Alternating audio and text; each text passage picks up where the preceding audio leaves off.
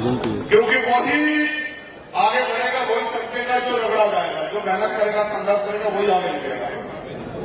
तो आप ये बताओ, जब समान अवसर है, आज पढ़ने के लिए भी समान अवसर है हमारे पास, पढ़े आप लोग, और राजनीति के लिए भी समान अवसर है, तो हम दूसरे दलों की पूछ क्यों बने?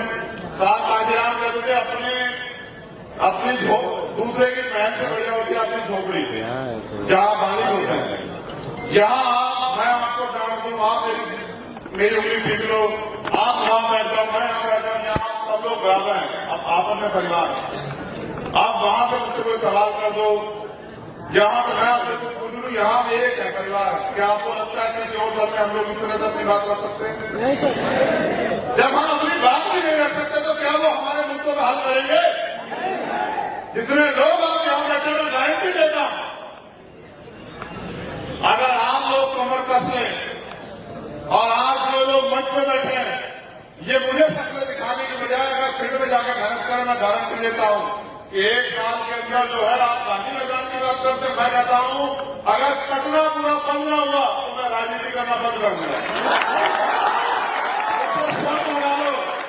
मैं आपकी क्षमता को नहीं जानता हूं, लेकिन मैं फिर कह रहा हूं ना, सिर्फ मेरे आने में आते हैं, मुझे शक्ल दिखाने के लिए बता दें कि हम भी हैं। बाकी अगर पूछो, गारंटी से देखो, जो लोग कैडर में थे, मैंने उनसे कहा था कि ये मत सोचो कि आज मंच पे कौन बैठा, ये सोचो कि अगर आप काम करोगे तो कल उस मंच पे मेरे बराबर में आप वहां बैठे होंगे, तो ये सोच के काम करो, तो फिर देखो आप लोग कैसे आगे नहीं बढ़ते। देखो बाबा साहब ने क्या कहा जब उन्होंने वोट का अधिकार दिया, अपने चार्टर बच्चे को बांध कर कहा कि आज मैंने राजा का पेट काट दिया है, आज के बाद राजा आपकी वोट से तैयार होगा, बैलेट वोट से तैयार होगा। आप मुझे बताओ, मैं भी तो एक प्राइमरी स्कूल का हेडमास्टर का बेटा हूं, बाबा साहब के द्वारा दिए गए आरक्षण से नौकरी लगी मेरे पिताजी की, उनकी नौकरी लगी तो उन्होंने 6 भाई बहनों को पढ़ाया, और मैं पढ़ लिख लिया करूँ तो आज संघर्ष कर रहा हूं। अगर मैं पढ़ लिया पढ़ता लिखता नहीं तो भाई मैं भी कहीं जो है मजदूरी कर रहा होगा। मैं आपसे सबसे कह रहा हूं खूब पढ़ो, और जो लोग राजनीति भी कर रहे हैं उनसे भी कह रहा हूं कि बिना महापुरुषों के संघर्ष को पढ़े आप कभी कामयाब हो ही नहीं सकते। मैं तो यहां जन्मे जननायक कर्पूरी ठाकुर, बाबू जगदेव प्रसाद कुशवाहा, मैं कहता हूं सबसे पहले अगर मैं उठता हूं तो सबसे पहले बाबू जगदेव प्रसाद कुशवाहा की शहादत को नमन करता हूं, और सबसे पहले उन्हें याद करता हूं कि अध्यक्ष के नाम पर उन्होंने जो विचार दिया, उन्होंने इतना कड़ा जवाब दिया उस समय भी कि वो उनका तोड़ नहीं कर पाए, इसलिए तो जब विचार को नहीं रोक पाए, व्यक्ति को उनको हत्या करनी पड़ी, ऐसे हालात बनाए उन्होंने। तो मैं फिर आपसे ये कहता हूं कि आज हालात बहुत खराब, और चारों तरफ एक ही उम्मीद है, बताओ भी मारने के अलावा कोई उम्मीद है क्या? आप बताओ मुझे, बताओ। वो महाराष्ट्र में रहता है और रहने वाला वो राजस्थान का है, उनके यहां 20 कैबिनेट मिनिस्टर हैं, एक सेंटर का मिनिस्टर भी है केंद्र की सरकार में, स्टेट की सरकार में, लेकिन उम्मीद वो बीमारी के कार्यकर्ताओं से लगाता है। तो इस विश्वास को आप समझते हैं, विश्वास कैसे पैदा हुआ? ये विश्वास आपके संघर्ष से पैदा हुआ है। इसलिए मैं आपसे कह रहा हूं कि हमें अपने संघर्ष के बलबूते अपने खून का कतरा छुपा के इस देश में बहुजन राज लाना है। हमारा नारा बहुजन स्वराज का, ऐसा राज जहां मानवता की बात हो, ऐसा राज कि जहां तमाम तरह से जो है अंतिम व्यक्ति भी रोटी कपड़ा मकान के लड़ाई लड़े, उसके स्वाभिमान सम्मान के साथ उसके साथ अन्याय न हो, उसको तमाम अवसर मिले तो आगे बढ़े, और वो तरक्की करके अपने परिवार को आगे बढ़ाए, और जो गैर बराबरी देख रहे हैं सामाजिक आधार पे, ये छोटा है बड़ा ये खत्म हो जाए, जाति व्यवस्था जो है टूट जाए, इसके लिए पहले हमें जातियों को जोड़ के भाईचारा बना के बहुजन समाज बनाना पड़ेगा। और बहुजन समाज बना के, और बहुजन समाज ऐसे भी नहीं बनेगा कि एक ही जाति के लोग सारे बन जाए, प्रदेश में, जिले में, संभाग में, मंडल में, विधानसभा में, ऐसे नहीं बनेगा। जिसकी जितनी संख्या वाली उसकी रिश्तेदारी, इस नारे को भी याद रखना पड़ेगा। हमारे ड्राइवर कह के गए कि बाबा साहब के बच्चों के बिना देश का शासन नहीं चलने दूंगा, और आज बताओ आपके मुद्दों पे कोई बोलना भी नहीं चाहता। आज बताओ क्या अधिकारी कर्मचारी आप परेशान नहीं है क्या? बताओ पूरे देश में अधिकारी कर्मचारी जो है किसी तरह से किस तरह से मुंह बंद करके नौकरी कर रहे हैं, नहीं कर रहा? बताओ। तो वो अधिकारी कर्मचारी उम्मीद कर बैठा है, कल भी मांग के लोग संघर्ष करके आजाद समाज पार्टी के बैनर में कामयाब होकर हिस्सेदारी तय करेंगे। और जब उनका शासन आएगा, आज हमारे लोग मुझे मंच में बैठते कह रहे थे कि बताओ भाई, पासी समाज के लोग बहुत बड़े पैमाने में आपके साथ जुड़े हुए हैं, दाढ़ी का व्यवसाय खत्म होगा, उनका क्या होगा? मैं कह रहा हूं, अब तो तुम मुझसे कह रहे हो कि मैं सरकार से कह दूं, और मैं आपसे कह रहा हूं कि आप पर मौका आ रहा है, आप मुझसे कलम से लिखवा ले जाओ आज कि ताड़ी को कृषि का व्यवसाय, उसका आयोग बना के जो है पूरा जो है, मैं गारंटी देता हूं कि व्यवसाय दिया जाएगा। आप लोग ताकत, अगर आप ताकत नहीं बनाओगे तो फिर आपको दूसरे लोगों की गुलामी करनी पड़ेगी। मेरा एक सवाल है, यहां जो नौजवान बैठे हैं,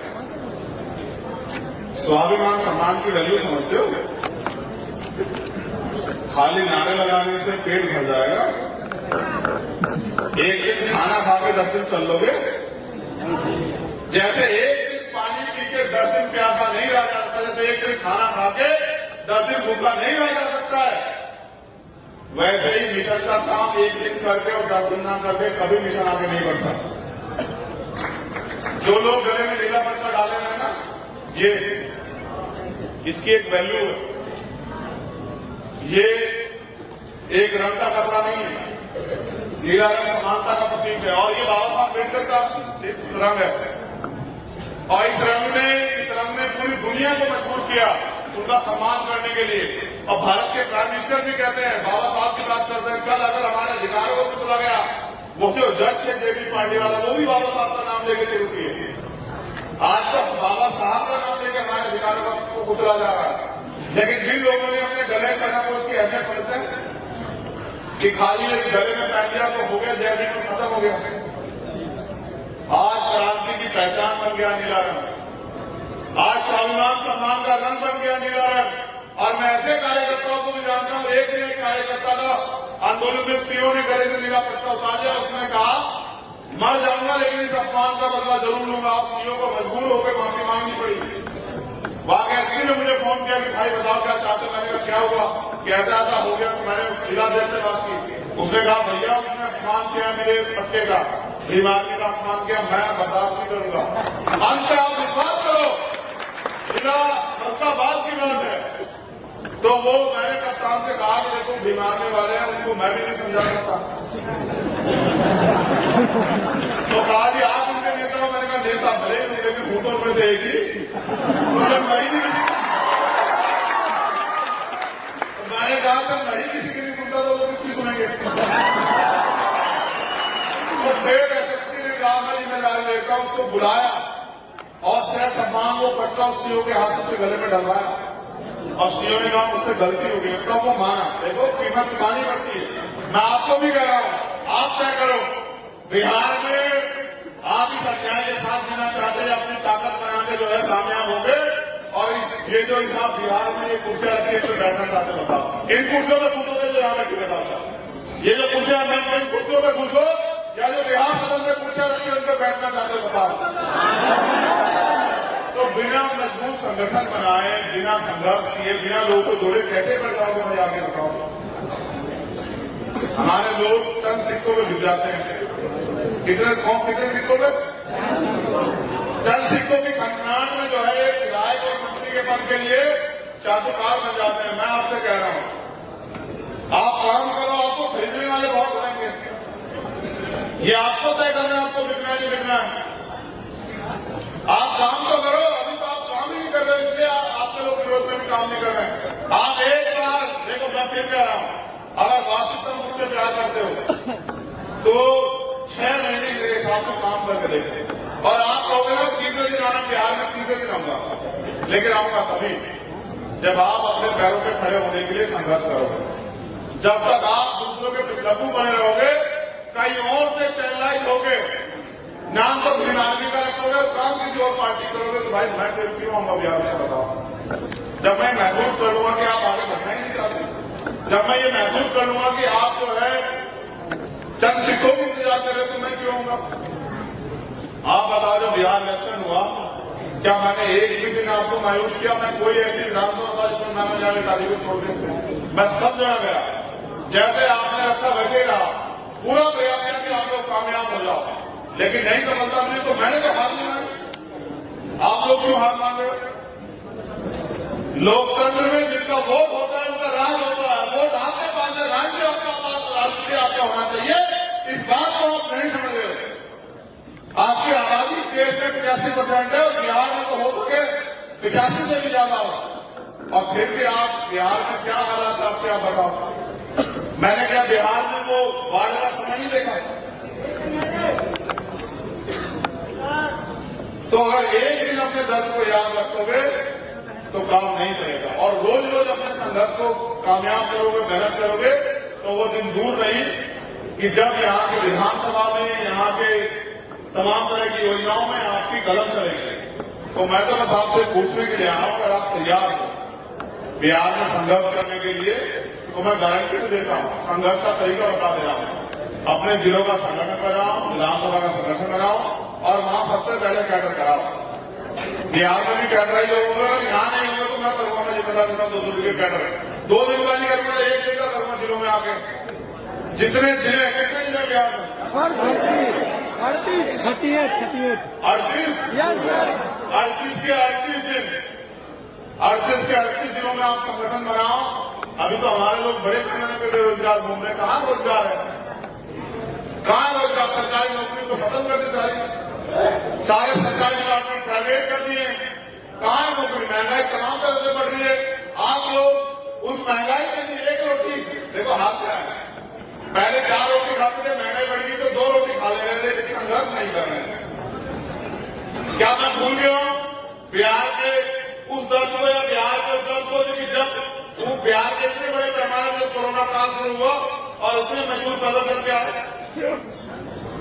क्यों जाते हैं वो वहां रोजगार के लिए? बताओ, बिहार में सब कुछ अच्छा है। 75 साल हो गए आजाद हुए, 72 साल से लोकतंत्र है।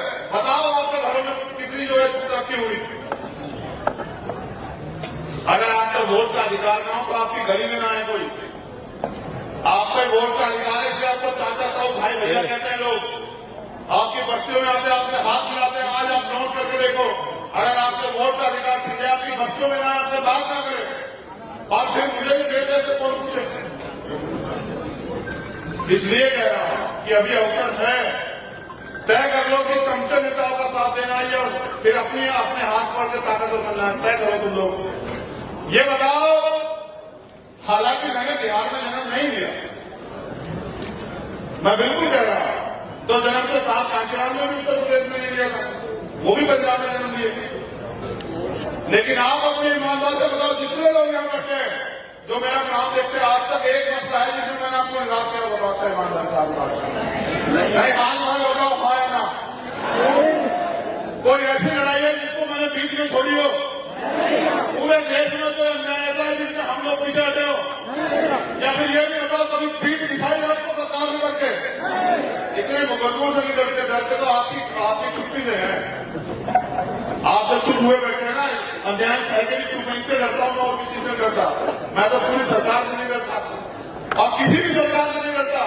भारतीय संविधान से डरता हूं, उसकी इज्जत करता हूं, और मेरा धर्म है भारतीय संविधान। आज गुरु नानक देव जी की जयंती, उसकी भी आपको अलग अलग बधाई। लेकिन आपकी तरक्की का रास्ता आपके हाथ में है। जो नौजवान यहां बैठे हैं वो तय करें कि वो गुलाम बन के जीना चाहते हैं या फिर वो इस देश में स्वाभिमान सम्मान के साथ जीना चाहते हैं। और क्रांति है, ये आजादी है, आपकी आजादी की लड़ाई है।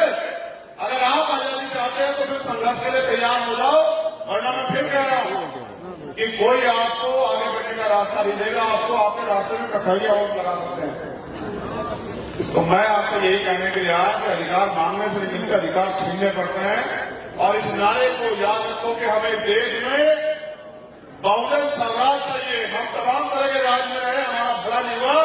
अब हमें बहुजन समाज का राज लाके, बहुजन स्वराज लाके, और इस देश को मानवतावादी जो है, महापुरुषों का जो सपना था, मानवता का राज की तरफ लेके जाना है।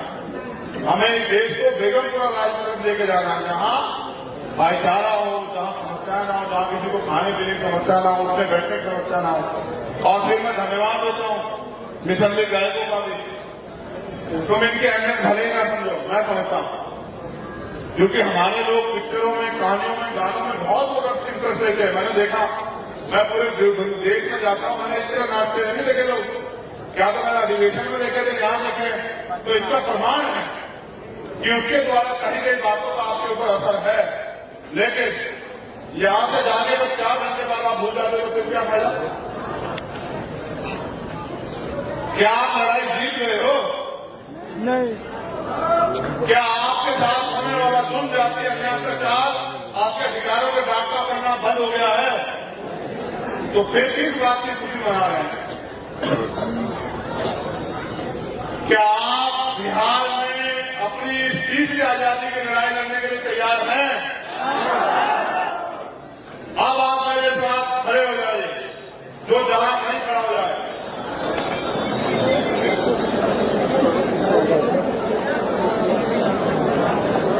मैं भारत के संविधान की प्रस्तावना पढ़ूंगा, आप मेरे साथ दोहराएंगे। जब मैं भारत के संविधान की प्रस्तावना पढ़ूंगा तब जो है आप मेरे साथ उसको दोहराओगे, वचन लोगे, खुद भी संकल्प लोगे मेरे साथ कि हम अपने प्राणों के अंतिम समय तक, अपने जीवन के अंतिम समय तक, अपने लहू के आखिरी कतरे तक बाबा साहब अम्बेडकर के संविधान की रक्षा करेंगे और भारत के संविधान को पूर्ण रूप से लागू बनाने का काम करेंगे। आकाश कैमरा से कुंदन सेल्फी पहले बंद। तैयार है? झूठा जो संकल्प लेना चाहता है ना ले, इससे अच्छा सच्चाई लेना। जिन लोगों ने मेरे मूछे रखने के बाद मूछे रखी है, वो मूछों की वैल्यू समझते हो? इस देश में मूछे रखने का हत्या हो जाती है। इसलिए कह रहा हूं, इस अन्याय के खिलाफ आवाज उठाओ, भाईचारा बनाओ, अपने पिछड़े वर्ग के भाइयों के हाथ पकड़ो, अपने माइनॉरिटी के भाइयों के हाथ पकड़ो, उनको विश्वास दिलाओ कि जो गलतियां पहले हुई है, जो लड़ाई लड़ने में पहले लोग कामयाब हुए, हम उनसे अलग हैं और हम बहुजन समाज बना के इस देश में भाईचारा स्थापित करना चाहते हैं।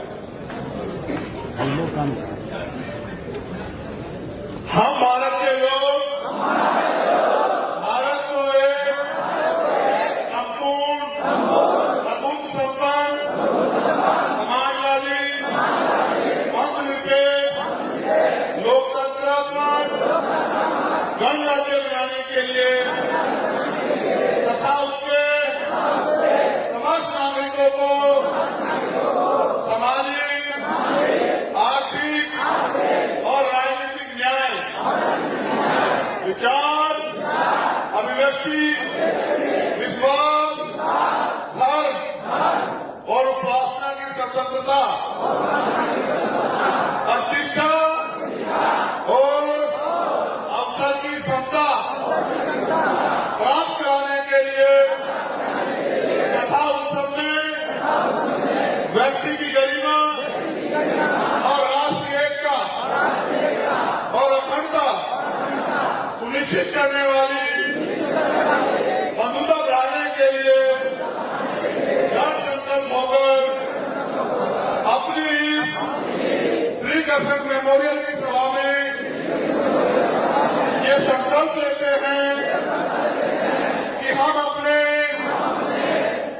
अंतिम समय तक अपने लहू के आखिरी कतरे तक भारतीय संविधान की रक्षा करेंगे और उसको पूर्ण रूप से लागू कराने का प्रयास करेंगे।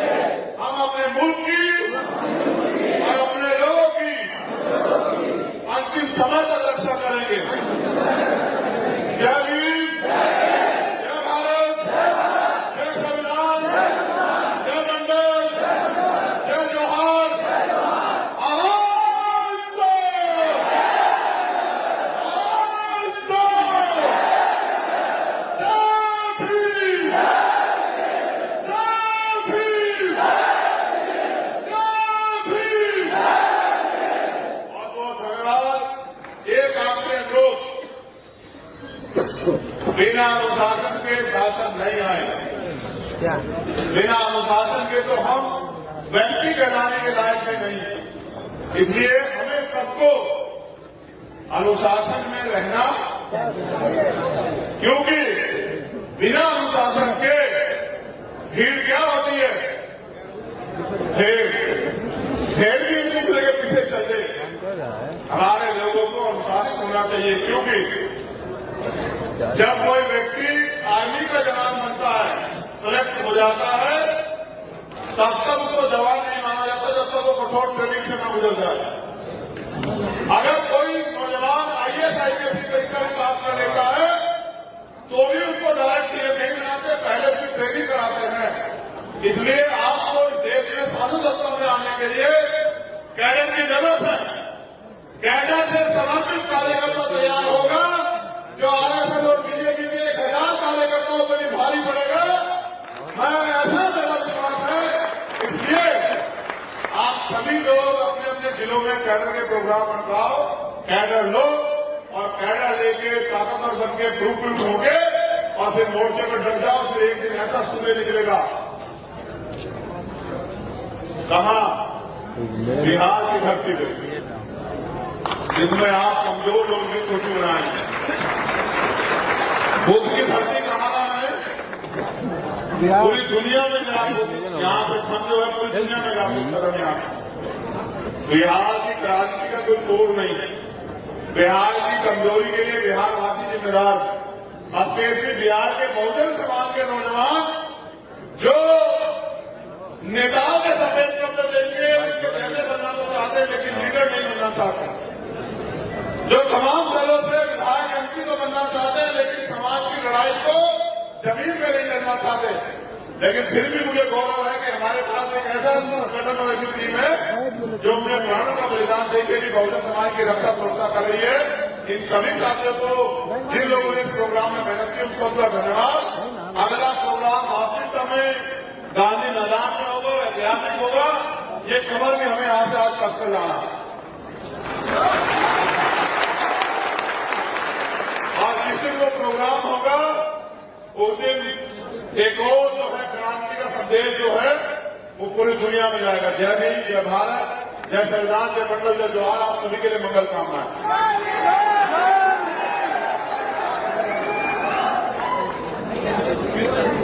एक लाइन पर जाओ, पहले वहां बोल बोल के आओ।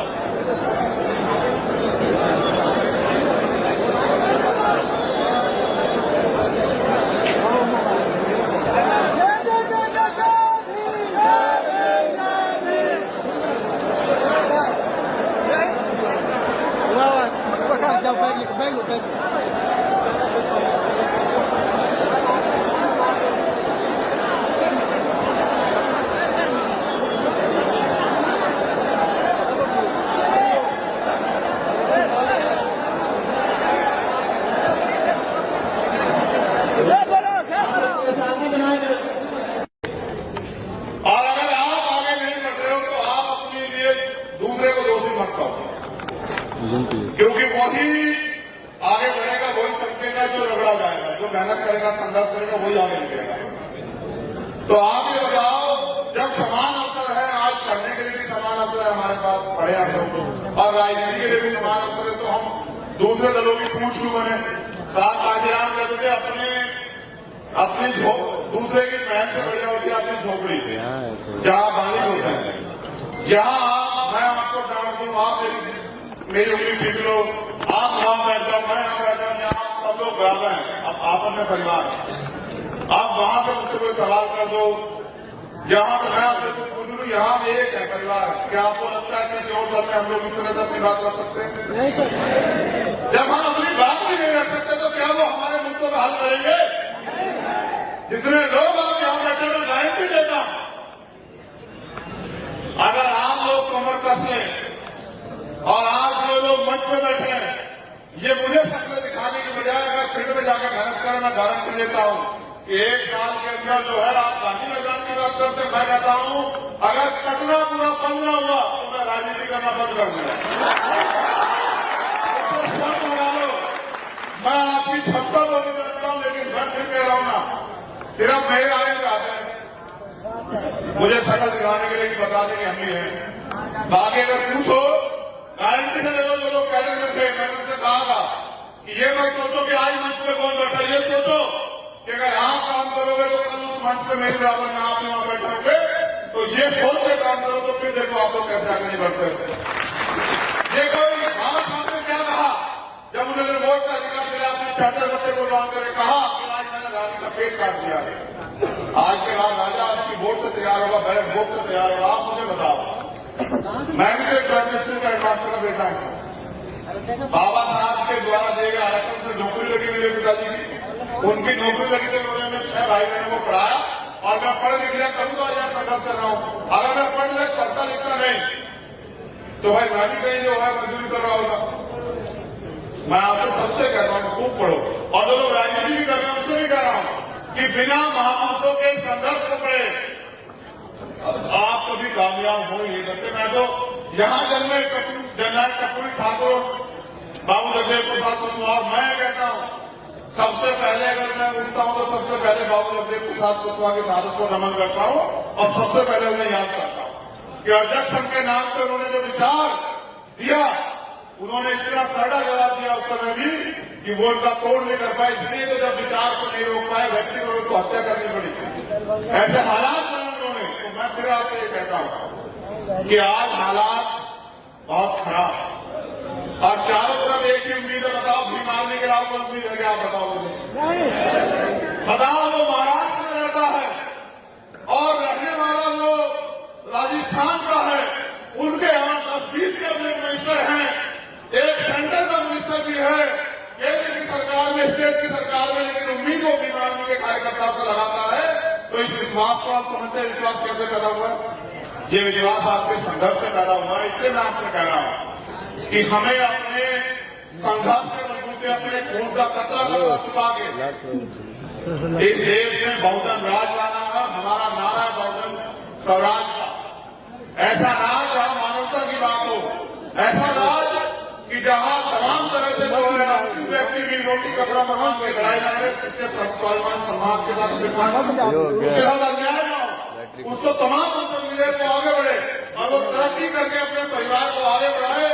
और जो गैर बराबरी देश में सामाजिक आधार पे ये छोटा है बड़ा ये खत्म हो जाए, जाति व्यवस्था जो है टूट जाए, इसके लिए पहले हमें जातियों को जोड़ के भाईचारा बना के बहुजन समाज बनाना पड़ेगा। और बहुजन समाज बना के, और बहुजन समाज ऐसे भी नहीं बनेगा कि एक ही जाति के लोग सारे बन जाएं। प्रदेश में, जिले में, संभाग में, मंडल में, विधानसभा में, ऐसे भी नहीं बनेगा। जिसकी जितनी संख्या बढ़ी उसकी इतनी हिस्सेदारी, इस नारे को भी याद रखना पड़ेगा। हमारे महाराइवर कह के गए कि बाबा साहब के बच्चों के बिना देश का शासन नहीं चलने दूंगा, और आज बताओ आपके मुद्दों पर कोई बोलना भी नहीं चाहता। आज बताओ क्या अधिकारी कर्मचारी आप परेशान नहीं है क्या?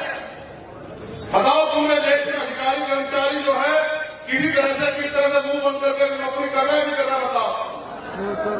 तो वो अधिकारी कर्मचारी उम्मीद कर बैठा है, कल भी नाम के लोग संघर्ष करके आजाद समाज पार्टी के बैनर में कामयाब हो गए, हिस्सेदारी तय करेंगे। और जब उनका शासन आएगा, आज हमारे लोग मुझे मंच में बैठते कह रहे थे कि बताओ भाई पार्टी समाज के लोग बहुत बड़े पैमाने में आपके साथ जुड़े हुए हैं, दाढ़ी का व्यवसाय खत्म होगा, उनका क्या होगा? मैं कह रहा हूं, अब तो तुम मुझसे कह रहे हो कि भाई सरकार से कह दो, और मैं आपसे कह रहा हूं कि आप पर मौका आ रहा है, आप मुझसे कलम से लिखवा ले जाओ आज कि दाढ़ी को पर्ची का व्यवसाय, उसका आयोग बना के जो है पूरा जो है मैं गारंटी देता हूं कि व्यवसाय दिया जाएगा। आप लोग ताकत, अगर आप ताकत नहीं बनाओगे तो फिर आपको दूसरे लोगों की गुलामी करनी पड़ेगी। मेरा एक सवाल है, यहां जो नौजवान बैठे हैं, स्वाभिमान सम्मान की वैल्यू समझते हो? खाली नारे लगाने से पेट भर जाएगा? एक दिन खाना खा के 10 दिन चल लोगे? जैसे एक दिन पानी पी के 10 दिन प्यासा नहीं रह जाता, जैसे एक दिन खाना खा के 10 दिन भूखा नहीं रह जा सकता है, वैसे ही मिशन का काम एक दिन करके और 10 दिन ना करके कभी मिशन आगे नहीं बढ़ता। जो लोग गले में नीला पट्टा डाले हैं ना, ये इसकी एक वैल्यू है। ये एक रंग का कपड़ा नहीं है, नीला रंग समानता का प्रतीक है, और ये बाबा साहब अम्बेडकर का रंग है। और इस रंग ने पूरी दुनिया को मजबूर किया उनका सम्मान करने के लिए। और भारत के प्राइम मिनिस्टर भी कहते हैं, बाबा साहब की बात करते हैं, कल अगर हमारे अधिकारों को कुचला गया, वो जो जज थे जेबी पार्टी वाला, वो भी बाबा साहब का नाम लेके शुरू किए। आज तक बाबा साहब का नाम लेके हमारे अधिकारों को कुचला जा रहा है। लेकिन जिन लोगों ने अपने गले पहना वो उसकी अहमियत समझते हैं कि खाली एक गले में पहन लिया तो हो गया, जय भीम में खत्म हो गया। आज क्रांति की पहचान बन गया नीला रंग, आज स्वाभिमान सम्मान का रंग बन गया नीला रंग। और मैं ऐसे कार्यकर्ताओं को भी जानता हूं, एक दिन एक कार्यकर्ता का आंदोलन में सीओ ने गले से नीला पट्टा उतार दिया, उसने कहा मर जाऊंगा लेकिन इस अपमान का बदला जरूर लूंगा। सीओ को मजबूर होकर माफी मांगनी पड़ी।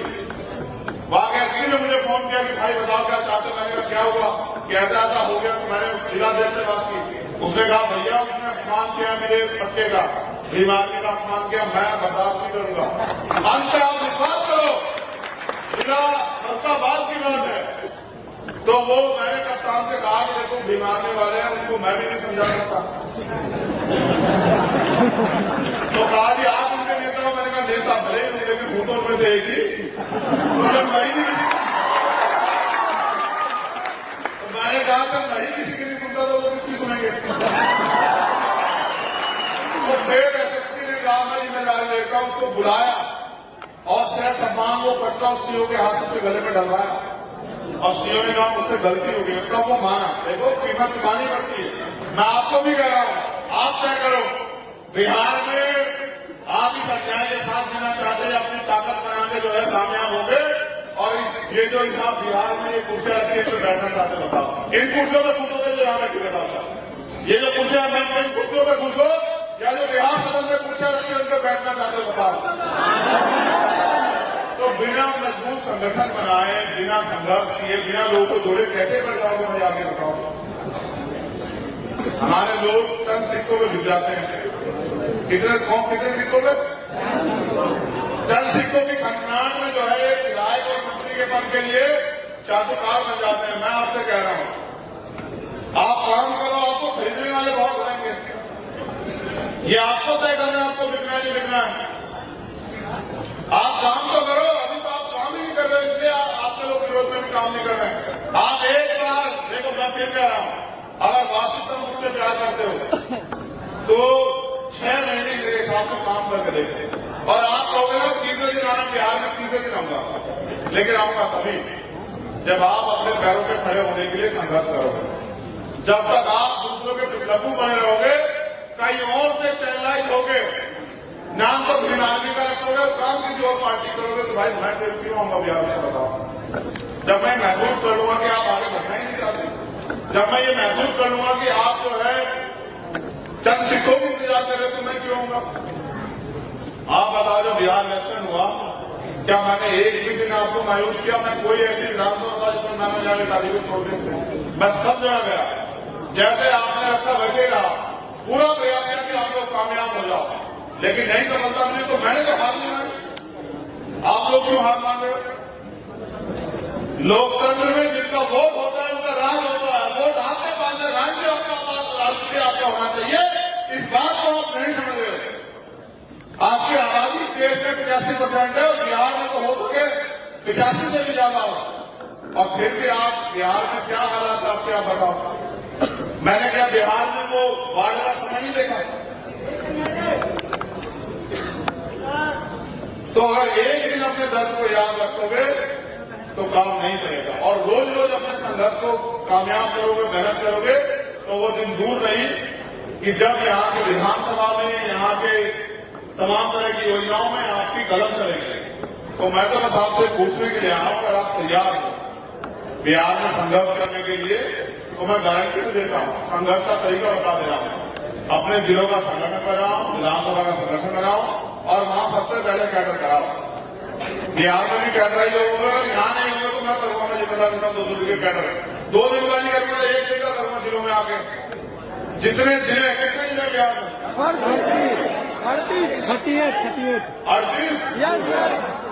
के 38 दिन, 38 के 38 दिनों में आप संगठन बनाओ।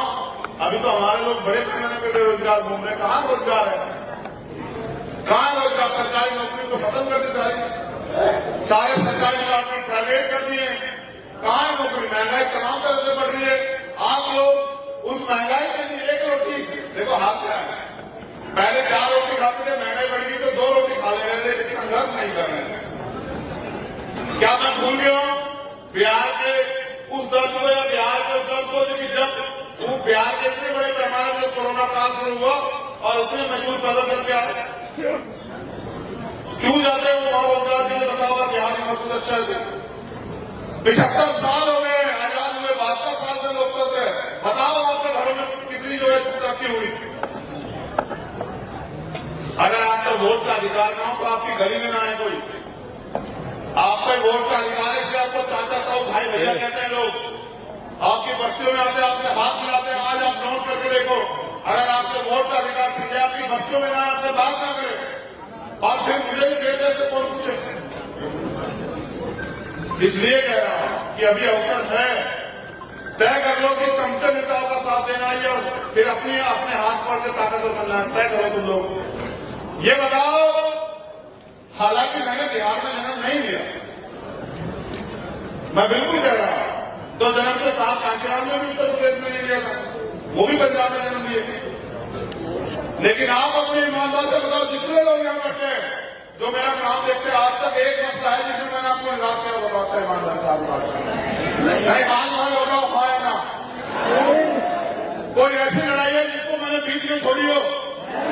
पूरे देश में कोई अन्याय ऐसा है जिसमें हम लोग पीछे हटे हो? या फिर ये भी बताओ, कभी पीठ दिखाई आपको कतार में करके? इतने मुकदमों से नहीं डरते तो आपकी छुट्टी से है।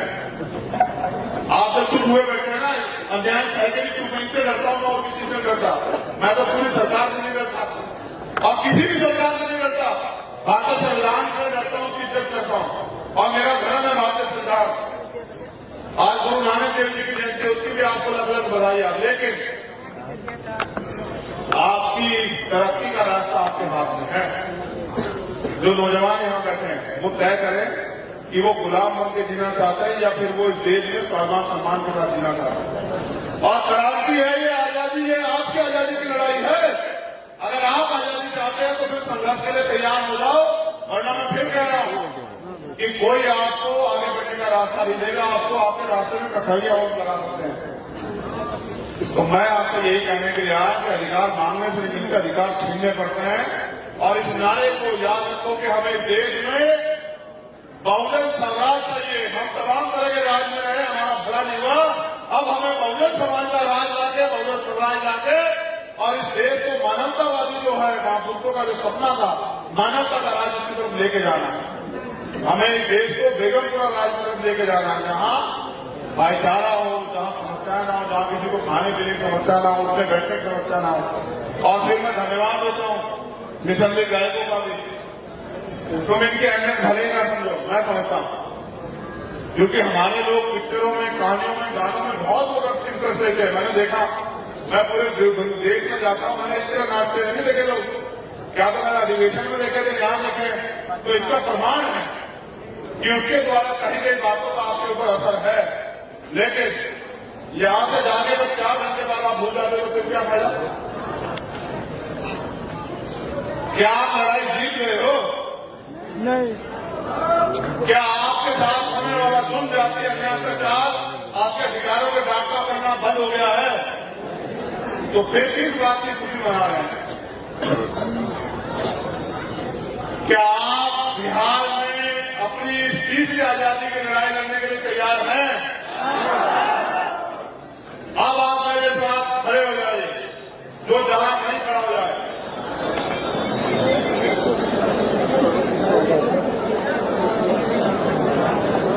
मैं भारत के संविधान की प्रस्तावना पढ़ूंगा, आप मेरे साथ दोहराएंगे। जब मैं भारत के संविधान की प्रस्तावना पढ़ूंगा तब जो है आप मेरे साथ उसको दोहराओगे, वचन लोगे, खुद भी संकल्प लोगे मेरे साथ कि हम अपने प्राणों के अंतिम समय तक, अपने जीवन के अंतिम समय तक, में लहू के आखिरी कतरे तक बाबा साहब अम्बेडकर के संविधान की रक्षा करेंगे और भारत के संविधान को पूर्ण रूप से लागू बनाने का काम करेंगे। आकाश कैमरा से जोड़ दो कुंदन भाई सेल्फी पहले बंद तैयार है। झूठा जो संकल्प लेना चाहता है ना ले, इससे अच्छा सच्चाई लेना। जिन लोगों ने मेरे मूछे रखने के बाद मूछे रखी है, वो मूछों की वैल्यू समझते हो? इस देश में मूछे रखने का हत्या हो जाती है।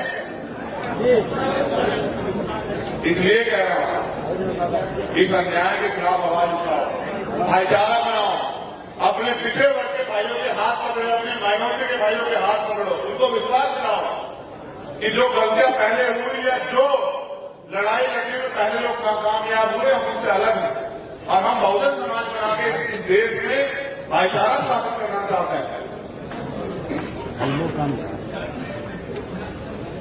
हम भारत के लोग भारत को एक संपूर्ण अभूत संपन्न समाजवादी धर्मनिरपेक्ष लोकतंत्रात्मक गणराज्य बनाने के लिए तथा उसके समस्त नागरिकों को सामाजिक, आर्थिक और राजनीतिक न्याय, विचार, अभिव्यक्ति, विश्वास, धर्म और उपासना की स्वतंत्रता, प्रतिष्ठा और अवसर की समता प्राप्त कराने के लिए तथा उस सब में व्यक्ति की गरिमा और राष्ट्रीय एकता और अखंडता सुनिश्चित करने वाली बंधुता बढ़ाने के लिए दृढ़ संकल्प होकर अपनी श्री कृष्ण मेमोरियल की सभा में ये संकल्प लेते हैं कि हम अपने अंतिम समय तक अपने लहू के आखिरी कतरे तक भारतीय संविधान की रक्षा करेंगे और उसको पूर्ण रूप से लागू कराने का प्रयास करेंगे। हम अपने महापुरुषों के त्याग बलिदान को व्यर्थ नहीं जाने देंगे। हम किसी भी कीमत पे अपने देश को और खुद को दोबारा बटने और गुलाम होने नहीं देंगे। हम बहुजन समाज बना के इस देश में मानवतावादी राज लाने के लिए संघर्ष करेंगे। हमारा पूरा जीवन अपने महापुरुषों के मिशन को आगे बढ़ाने के लिए लगेगा। हम किसी भी कीमत पर ना झुकेंगे, ना रुकेंगे, ना बिकेंगे। हम अपने मुल्क की और अपने लोगों की अंतिम समय तक रक्षा करेंगे। जय भीम, जय भारत, जय संविधान, जय मंडल, जय जोहार। आवाज दो, आवाज दो। जय भीम, जय भीम, जय भीम। बहुत बहुत धन्यवाद। एक आपसे अनुरोध, बिना अनुशासन के शासन नहीं आएगा। बिना अनुशासन के तो हम व्यक्ति कहलाने के लायक भी नहीं है। इसलिए हमें सबको अनुशासन में रहना, क्योंकि बिना अनुशासन के भीड़ क्या होती है? भेड़ भी एक दूसरे के पीछे चलते। हमारे लोगों को अनुशासित होना चाहिए, क्योंकि जब कोई व्यक्ति आर्मी का जवान बनता है, सेलेक्ट हो जाता है, तब तक उसको जवान नहीं माना जाता जब तक वो कठोर ट्रेनिंग से न गुजर जाए। अगर कोई नौजवान IAS IPS की परीक्षा में पास कर लेता है तो भी उसको डायरेक्ट सीएम नहीं बनाते, पहले उसकी ट्रेनिंग कराते हैं। इसलिए आपको इस देश में शासन सत्ता में आने के लिए कैडर की जरूरत है। कैडर से समर्पित कार्यकर्ता तैयार होगा जो आरएसएस और बीजेपी के 1000 कार्यकर्ताओं पर भी भारी पड़ेगा। मैं ऐसा मेरा विश्वास है। इसलिए आप सभी लोग अपने अपने जिलों में कैडर के प्रोग्राम बनाओ, कैडर लो और कैडर लेके ताकतवर बन के प्रूफ होंगे और फिर मोर्चे पर डट जाओ। फिर एक दिन ऐसा सुबह निकलेगा, कहां बिहार की धरती पे, जिसमें आप कमजोर लोग भी खुशी बनाएंगे। बुद्ध की धरती कहां है? पूरी दुनिया में यहाँ से जो है पूरी दुनिया में व्यापक कदम यहाँ से। बिहार की क्रांति का कोई तोड़ नहीं है। बिहार की कमजोरी के लिए बिहारवासी जिम्मेदार, स्पेशली बिहार के बहुजन समाज के नौजवान जो नेताओं के सफेद कपड़े देंगे, उनके जैसे बनना तो चाहते हैं लेकिन लीडर नहीं बनना चाहते। जो तमाम दलों से विधायक एमपी तो बनना चाहते हैं लेकिन समाज की लड़ाई को जमीन में नहीं लड़ना चाहते। लेकिन फिर भी मुझे गौरव है कि हमारे पास एक ऐसा संगठन और ऐसी टीम है जो अपने प्राणों का बलिदान देकर भी बहुजन समाज की रक्षा सुरक्षा कर रही है। इन सभी साथियों को, जिन लोगों ने इस प्रोग्राम में मेहनत की, उन सबका धन्यवाद। अगला प्रोग्राम वास्तविकता में गांधी मैदान में होगा, ऐतिहासिक होगा। ये खबर भी हमें यहां से आज कसकर जाना है। और जिस दिन वो प्रोग्राम होगा उस दिन एक और जो है क्रांति का संदेश जो है वो पूरी दुनिया में जाएगा। जय भीम, जय भारत, जय संविधान, जय मंडल, जय जोहार। आप सभी के लिए मंगल कामनाएं।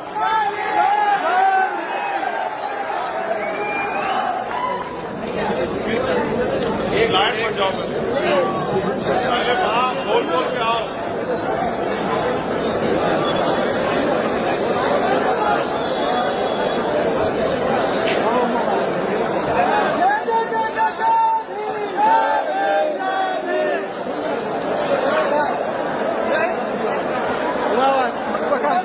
Vengo.